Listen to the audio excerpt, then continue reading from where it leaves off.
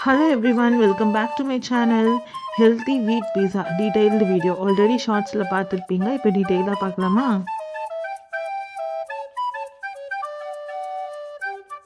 First pizza dough பண்ணிக்கலாம். அதுக்கு instant dry yeast எவ்வளோ குவான்டிட்டி எடுத்திருக்கேன் எல்லாமே நான் வந்து டிஸ்கிரிப்ஷனில் கொடுத்துருக்கேன், செக் பண்ணி பாருங்கள் ரெசிபி. அண்ட் வார்ம் வாட்டரில் சுகர் போட்டு அதை நல்லா டிசால்வ் பண்ணிக்கோங்க, நல்லா சுகர் கரையணும். And then 1 tablespoon vinegar அந்த சுகர் வாட்டர்லேயே நல்லா மிக்ஸ் பண்ணிக்கோங்க. மிக்ஸ் பண்ணிவிட்டு அதை அந்த ஈஸ்ட் கூட ஆட் பண்ணி ஈஸ்ட் லம்ஸ் இல்லாமல் ஃபுல்லாக மிக்ஸ் பண்ணி விடணும், லம்ஸே இருக்கக்கூடாது. அண்ட் தென் 10 மினிட்ஸ் ஈஸ்ட்டை வந்து நல்லா ஆக்டிவேட் பண்ண விட்டுருங்க. 10 மினிட்ஸ்க்கு அப்புறம் ஈஸ்ட் நல்லா பப்ளப் ஆகி வரும். குட் குவாலிட்டி ஈஸ்ட்டாக இருந்தால் மட்டும்தான் இப்படி நல்லா பப்ளப் ஆகி வரும். ஈஸ்ட் எக்ஸ்பெரி டேட் பார்த்து வாங்குங்க. அண்ட் தென் அந்த ஆக்டிவேட் ஆன ஈஸ்ட்டை நான் ஹோல் வீட் ஃப்ளாரில் ஆட் பண்ணிக்கிறேன், கோதுமை மாவில் ஆட் பண்ணிக்கிறேன். கோதுமை மாவு மட்டும்தான் எடுத்துருக்கேன், வேறு எதுவுமே நான் மைதா எதுவுமே ஆட் பண்ணல, ஒன்லி கோதுமை மாவு. அதை நல்லா கொஞ்சம் கொஞ்சமாக தண்ணி விட்டு அந்த டோவை இப்படி நல்லா பிசைஞ்சு விட்டு நல்லா சப்பாத்தி மாவு பண்ணுற மாதிரி சப்பாத்தி மாவு பதத்துக்கு எடுத்துகிட்டு வந்துடுங்க. அண்ட் தென் எக்ஸ்ட்ரா வீட் ஃப்ளார் கீழே பேஸில் போட்டுக்கிறேன், ஸோ தட் அந்த டோவை வந்து நம்ம நல்லா பிசையும் போது கீழே அந்த டோ ஒட்டாமல் வரும், நம்ம கையிலையும் ஒட்டாது. நல்லா இந்த மாதிரி 10 to 15 மினிட்ஸ்க்கு நீங்கள் இந்த டோவை நல்லா பிசைஞ்சு விடணும்.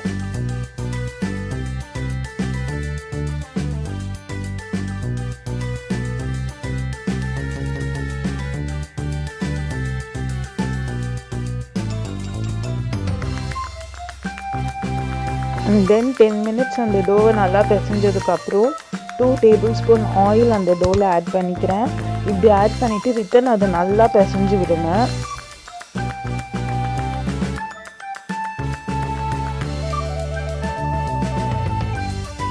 நல்லா பிசைஞ்சதுக்கப்புறம் இது நல்லா சாஃப்டாக டோ மாறிடும். இதை வந்து நம்ம இப்போ 1 hour ஆக்டிவேட் பண்ணி வைக்கணும். இது நம்ம பண்ண சைஸு. இப்போ இது அப்படியே டெவலப் ஆகி வரணும், அதுக்கு நான் ஒரு வெட் கிளாத்தை வச்சு மூடி வச்சுக்கிறேன். அந்த டைமில் நம்ம சாஸ் எப்படி பண்ணுறதுன்னு பார்த்துடலாம். 10 பல் பூண்டு எடுத்திருக்கேன், 8 காஷ்மீரி சில்லி எடுத்திருக்கேன், ஒரு ஆனியன் அண்டு 3 டொமேட்டோஸ் எடுத்திருக்கேன். இதை நல்லா தண்ணியில் வேக வச்சுருங்க. வெந்ததுக்கப்புறம் டொமேட்டோவோட ஸ்கின்னையும் அந்த பூண்டோட தோலையும் பிரித்து எடுத்துருங்க. அண்ட் தென் மிக்சர் ஜாரில் ஆட் பண்ணிவிட்டு பேஸ்ட் கன்சிஸ்டன்சிக்கு அந்த தண்ணியும் சேர்த்து அரைச்சிக்கோங்க, பேஸ்ட் கன்சிஸ்டன்சிக்கு அரைச்சி வச்சுக்கோங்க.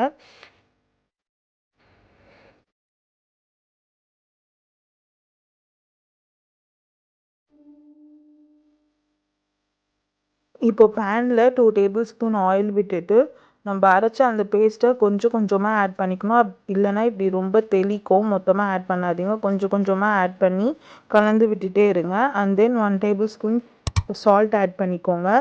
சுகர் வேணும்னாலும் ஆட் பண்ணிக்கலாம், காரத்துக்கு ஏற்ற மாதிரி. கிட்ஸுக்கெல்லாம் கொடுக்குறதா இருந்தால் சில்லி வந்து கம்மி பண்ணிக்கோங்க. அண்ட் நல்லா பாயில் ஆகி இப்படி திக்கானதுக்கப்புறம் ஸ்டவ் ஆஃப் பண்ணிவிட்டு ஆற விட்டுருங்க. இப்போ 1 hour ஆயிடுச்சு. 1 hourக்கு அப்புறம் நம்ம வச்ச மாவு எவ்வளோ டெவலப் ஆகி வந்திருக்குன்னு மட்டும் பாருங்கள்.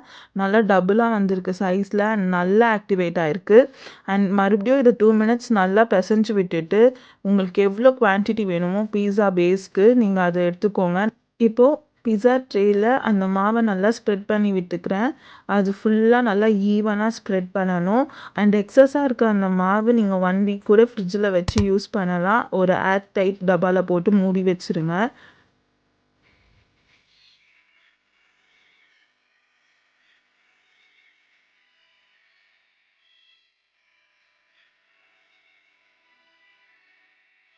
இப்படி நல்லா ஈவனாக ஸ்ப்ரெட் பண்ணிக்கோங்க. ஃபுல்லாக ஈவனாக ஸ்ப்ரெட் பண்ணதுக்கப்புறம் நான் சைட்ஸ் மட்டும் கொஞ்சம் வந்து டிக் பண்ணிக்கிறேன், ஏன்னா அந்த மேலே போடுற சாஸும் சீஸும் வந்து கீழே இறங்காமல் இருக்கும். அண்ட் தென் ஃபோக் ஸ்பூன் வச்சு இப்படி அங்கங்கே ரேண்டமாக ஹோல்ஸ் போட்டுக்கோங்க. இப்போது பேஸில் பிஸ்ஸா சாஸ் அப்ளை பண்ணிக்கலாம்.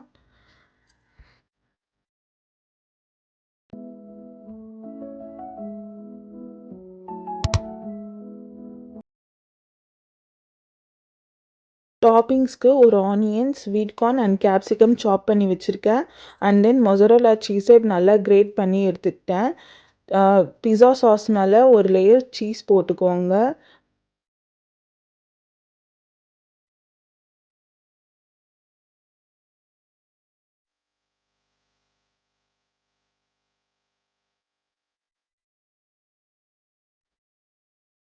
இப்போ வெஜ்ஜீஸ் ஆட் பண்ணிக்கலாம்.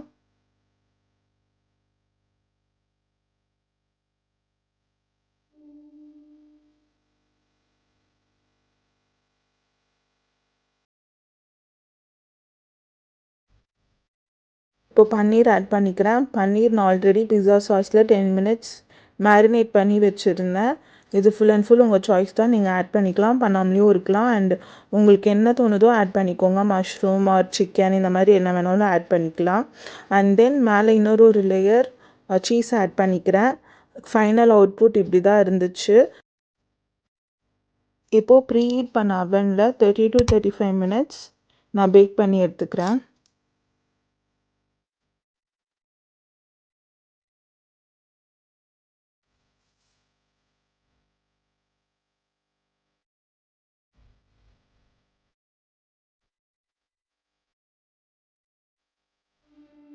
நல்லா பேக் ஆகிடுச்சு. எட்ஜஸ் பாருங்கள் எப்படி கோல்டன் கலரில் வந்திருக்கு. நல்லா கிறிஸ்பியாகவும் இருந்துச்சு. அண்ட் டெலிஷியஸான ஹெல்த்தி வீட் பீஸா வீட்லேயே ஈஸியாக பண்ணிடலாம். இந்த மாதிரி நம்மளே ப்ரிசர்வேட்டிவ்ஸ் இல்லாமல் ஹெல்த்தியாக கிட்ஸுக்கு வீட்டில் செஞ்சு கொடுத்தாலே கிட்ஸ் வந்து அவுட் சைட் ஃபுட்ஸ் எல்லாம் கேட்கவே மாட்டாங்க. அண்ட் பார்க்கும் போதே எங்களுக்கு அவ்வளோ மவுத் வாட்டரிங்காக இருந்துச்சு. நான் ஸ்லைஸ் பண்ண 10 மினிட்ஸில் எல்லாமே காலி. அண்ட் டாப்பிங்ஸ்க்கு நான் ஆரிகனோ யூஸ் பண்ணிக்கிட்டேன். ஆரிகனோ யூஸ் பண்ணி சர்வ் பண்ணி பாருங்கள், அல்டிமேட்டாக இருக்கும். டாடா.